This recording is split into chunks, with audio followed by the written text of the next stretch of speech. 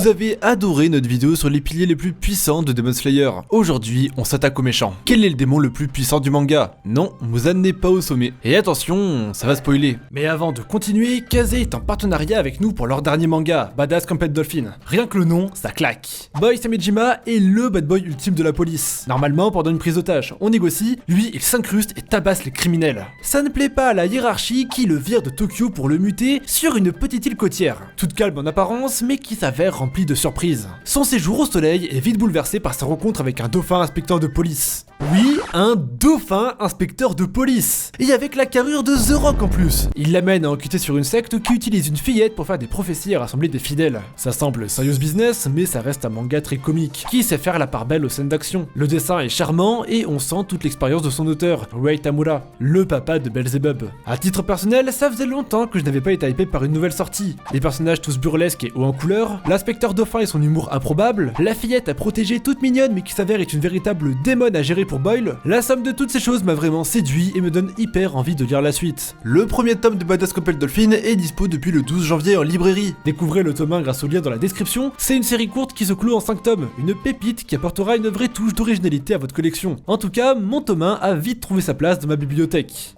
Kaigaku, la 6ème lune.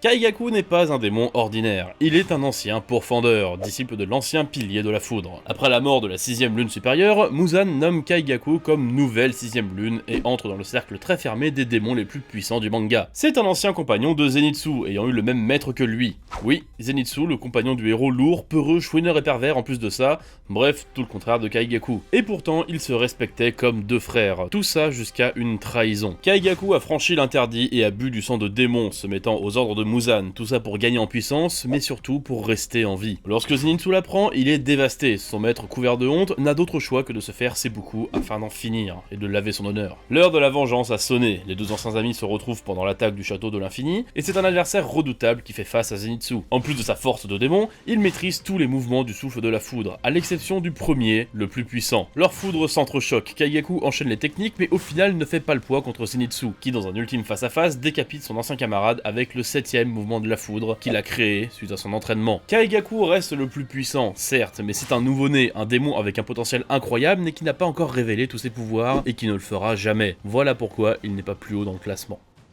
Gyoko, la 5ème lune.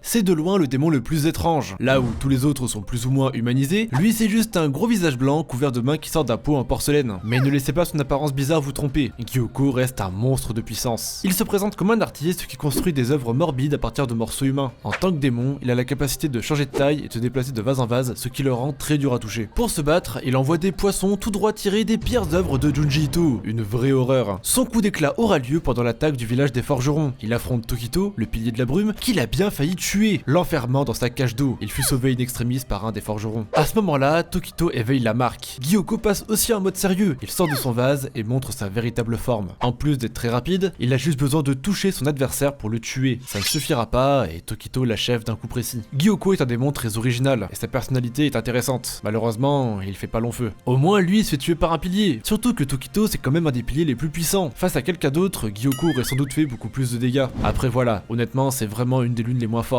Et on est nombreux à penser que ça aurait dû être lui, la 6ème lune supérieure. Daki et Gyutaro, les premières 6ème lunes.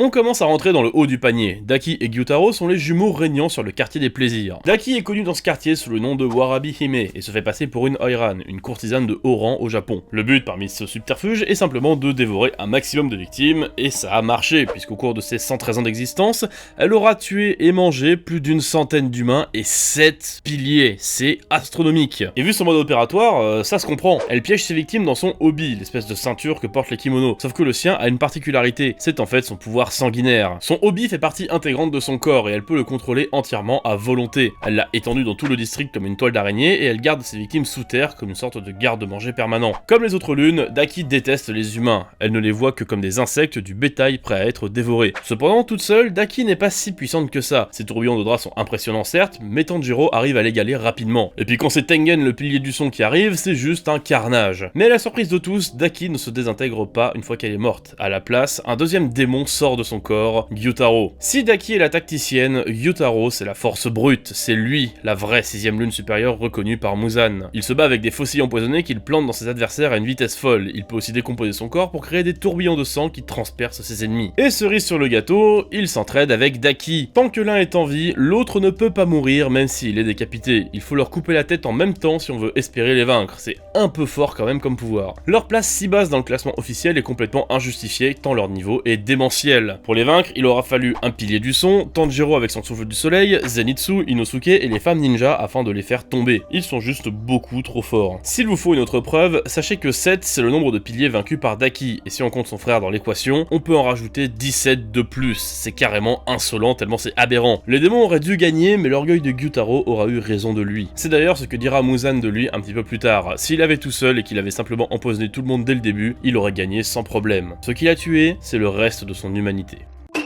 Han Tengu, la 4ème lune.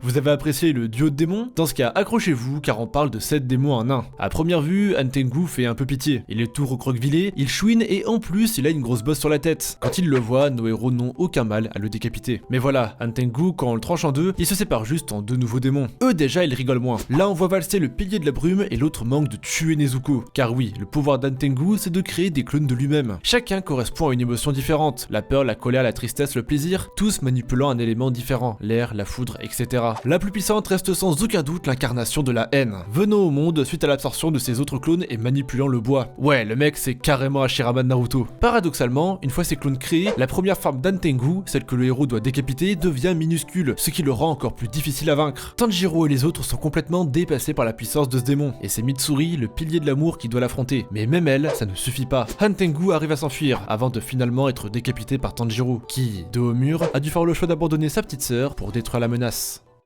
Doma, la 2ème lune supérieure. On arrive vraiment dans le haut du panier, avec Doma, on commence à taper dans du très lourd. Derrière son grand sourire et ses yeux tout en couleur, Doma est une des lunes les plus cruelles et sanguinaires qui soient. C'est le chef d'un large culte, et son truc à lui c'est de dévorer des femmes. Pas sûr que ça passe ça sur un CV. Parmi ses victimes, on compte la grande sœur de Shinobu, une ancienne pilier, ainsi que la mère d'Inosuke. Oui, s'il est orphelin, c'est à cause de Doma. Doma est surtout relégué au second plan pendant une grande partie du manga. On apprend par exemple que c'est lui qui a transformé Gyutaro et Daki en démons. Sinon, quand il est là, il sourit, il fait des blagues pour cacher le fait qu'il ne ressent en réalité rien du tout. C'est seulement lors de l'attaque du château de l'infini qu'on va vraiment le voir en action. Il affronte Shinobu, le pilier de l'insecte, qui tente de l'empoisonner sans succès. Doma la taillade avec ses éventails et la tue sans avoir à utiliser une seule technique sanguinaire. Il est même tellement orgueilleux qu'il prend la peine de la dévorer en pleine bataille. Doma va ensuite devoir affronter Kanao, la disciple de Shinobu, ainsi qu'Inosuke, qui ont tous les deux des comptes à régler avec lui. En plus de ses mouvements impeccables, Doma maîtrise la glace. Il crée des guerriers de givre qui acculent ses adversaires, puis invoque une tempête de pétales gelés terriblement tranchants. Et même en mode full sérieux, Kanao et Inosuke n'arrivent pas à ne serait-ce qu'approcher Doma qui n'est même pas à la moitié de sa puissance. S'il finit par perdre, c'est à cause de son appétit, sa gourmandise. Shinobu était consciente qu'elle allait mourir. Elle avait alors ingéré une très grande quantité de poison pour démons. Et son plan a marché. Doma est lourdement affaibli, mais ce n'est toujours pas suffisant pour le battre. Même en très mauvais état, il arrive encore à créer d'immenses statues de glace pour piéger les héros. Sans le piège version pain surprise de Shinobu, Doma n'aurait même pas eu une seule égratignure et l'assaut sur le château de l'infini aurait été un échec. Il aurait sûrement pu rivaliser avec le pilier du vent ou de la roche, il mérite ainsi largement sa place de numéro 2. Mais malheureusement, contrairement à Akaza, il n'a pas su maîtriser l'immortalité au sabre, et justement quand on parle du loup...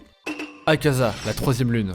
Vous avez tous vu le film du train de l'infini, et donc Akaza, la 3ème lune supérieure qui, rien qu'avec ses poings, achève Rengoku, le pilier de la flamme, un des pourfendeurs les plus puissants de l'histoire. 1m73 de muscles, un corps saillant couvert de tatouages, une vraie machine à tuer. Il a achevé un grand nombre de pourfendeurs au cours des siècles. Rengoku lui a tenu tête, mais c'était loin d'être le premier pilier à mourir de ses mains. En plus de sa force surhumaine et de sa régénération presque instantanée, et de sa maîtrise des arts martiaux, le pouvoir d'Akaza lui permet de sentir l'esprit combatif de ses adversaires, et donc de prévoir n'importe quelle attaque. Et comme si ça ne suffisait pas, il a aussi la possibilité de créer des ondes de choc dévastatrices avec ses poings. Grâce à ça, il arrive à arrêter même les techniques les plus puissantes. Il est impulsif, hargneux, et plus que tout, il déteste la faiblesse. C'est pour ça qu'il propose à Rengoku de devenir un démon. Ça l'insupporte de voir ce potentiel gâché par les limites du corps humain. Plus tard, on apprend que quand il était humain, Akaza était un délinquant qui s'est fait recueillir par un maître d'arts martiaux exceptionnel. Malheureusement, il se fait empoisonner par ses concurrents qui n'osaient pas l'affronter à la loyale. Akaza n'est donc pas juste le cliché de la grosse brute. S'il déteste les faibles, c'est parce que c'est eux qui ont provoqué la mort de son maître. battre. Lors de la réunion des lunes supérieures, Doma dit que Akaza ne pourra jamais le battre. Mais est-ce que c'est vraiment vrai? Dans son combat contre Tanjiro et Giyu, Akaza est monstrueux. Il tient tête aux meilleures techniques du souffle de l'eau et du soleil combiné, et une fois éliminé, rien ne se passe comme prévu. La plaie sur son cou se referme, son corps continue de se battre, il refuse la mort et commence à toucher à l'immortalité. Il n'a pas de pouvoir spécial comme Antengu ou Daki, juste il refuse de perdre. Il regarde la mort en face et il dit non. Finalement, son passé finit par le rattraper et accepte sa mort pour de bon. Il utilise une de ses techniques contre lui-même et finit par rendre son dernier souffle. Il aurait donc tout à fait pu achever Tanjiro et Giyu à lui seul. Les combats d'Akaza sont de loin parmi les meilleurs de tout le manga. Celui du train de l'infini était déjà incroyable, mais plus l'histoire avance et plus Akaza est mythique. C'était vraiment un des meilleurs antagonistes de la série.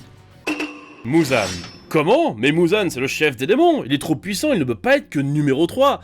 Et c'est vrai, Muzan est très très fort. En fait, pendant très longtemps, Muzan, on en a surtout peur. Tout le monde parle de lui comme le mal ultime, les démons n'osent même pas prononcer son nom, et les lunes lui portent un respect absolu. C'est le démon primordial, celui qui a créé tous les autres. Il vit depuis plus de 1000 ans et est prêt à tout pour devenir l'être parfait, celui qui surpassera la mort. Déjà, il part sur de bonnes bases, le décapité ne fait rien du tout. La seule manière de le vaincre, lui, c'est le soleil, un peu comme Dio. Même si dans sa première forme, Muzan est plutôt basique, voire carrément faible, c'est vraiment pendant l'attaque du château de l'infini après sa transformation qu'il dévoilera son plein potentiel. On l'avait déjà vu sous les traits d'un enfant, d'une femme ou d'un trentenaire, mais faites maintenant place à la forme dieu de la mort. De longs cheveux blancs et des boucles qui recouvrent tout son corps, dès l'instant où Muzan termine sa transformation, il décime presque tous les pourfendeurs autour de lui. Le pouvoir de Muzan est aussi simple que dévastateur, il contrôle la totalité de ses cellules. Il peut changer son corps comme il le veut, il peut allonger ses bras pour lancer des attaques dévastatrices, se rajouter des membres, se régénérer instantanément, et comme si ce n'était pas assez, chaque coup qu'il donne empoisonne ses victimes avec son sang, leur causant d'atroces douleurs. Muzan est une abomination, tous les piliers et tous les pourfendeurs encore en vie peinent à le retenir. Tanjiro enchaîne les techniques du soleil, mais rien n'y fait. Muzan ne peut pas être vaincu par un sabre, il faut le retenir jusqu'à l'aube. Heureusement pour le combat final, Tamayo, l'ami démon du héros, avait réussi à empoisonner Muzan, le faisant vieillir de plusieurs milliers d'années chaque seconde. C'est au prix de nombreuses vies et des efforts de tout le monde que Muzan finira par être exposé au soleil et il brûlera dans un dernier cri de douleur. Ce qui est fort, c'est que Muzan, il a vraiment failli gagner, même face à tous les meilleurs pourfendeurs réunis. Bon, ok, certains d'entre eux étaient déjà mal en point, mais c'est quand même un véritable exploit. Personne d'autre que lui ne mérite plus le titre de roi des démons, sans pour autant être le plus fort.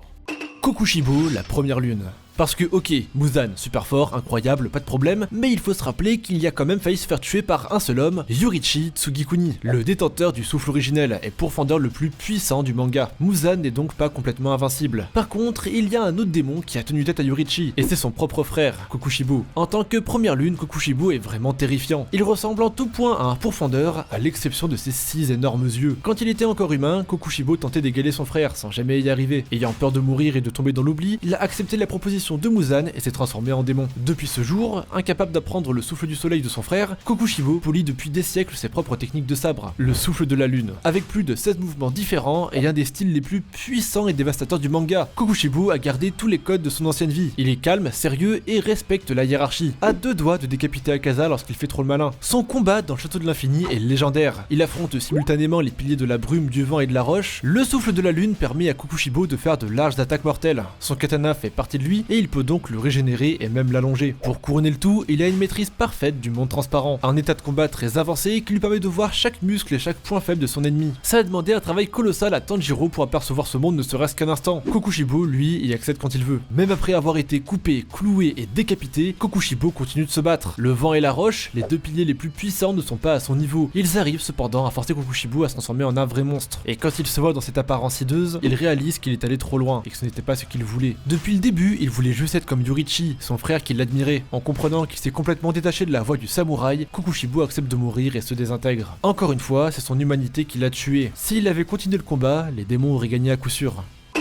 Tanjiro version démoniaque. Oui, vous avez bien entendu. À la fin du manga, après un combat dantesque, Muzan est finalement vaincu. Mais dans un twist final, juste avant de mourir, il transmet tout son sang à Tanjiro, qui, en l'ingérant, hérite de tous les pouvoirs et de la volonté de Muzan. Alors que tout le monde le croit mort, il se relève et commence à attaquer tout le monde. Pire que tout, le soleil ne le brûle plus. Muzan a gagné. Tanjiro est devenu le démon ultime et à la fois porteur de sa mémoire. Il est non seulement le plus puissant pourfendeur, ainsi que le plus puissant démon de l'histoire. Littéralement, plus personne ne peut l'arrêter. Il fait pousser des des fouets sur son dos qui à eux seuls retiennent tous les pourfendeurs encore vivants. Il est même capable de tirer des lasers, c'est n'importe quoi. La seule façon de le vaincre, c'est de le faire revenir à la raison. Kanao arrive de justesse à lui planter un poison, tandis que Nezuko le retient de toutes ses forces. Grâce à ce poison et un peu au pouvoir de l'amitié, Tanjiro arrive à revenir à lui et à éliminer Muzan une bonne fois pour toutes, mettant fin à la menace des démons sur l'humanité. Muzan n'est plus, mais pendant quelques minutes, Tanjiro était littéralement l'être parfait, l'être le plus fort du monde, qu'aucune lame ne pouvait transpercer et que le soleil n'affectait plus. Dans un sens, c'est très symbolique que ce soit Nezuko qui le retienne jusqu'au bout. Après toutes les fois où Tanjiro l'a retenu et empêché de faire du mal aux humains, c'est finalement elle qui l'empêche d'en tuer un.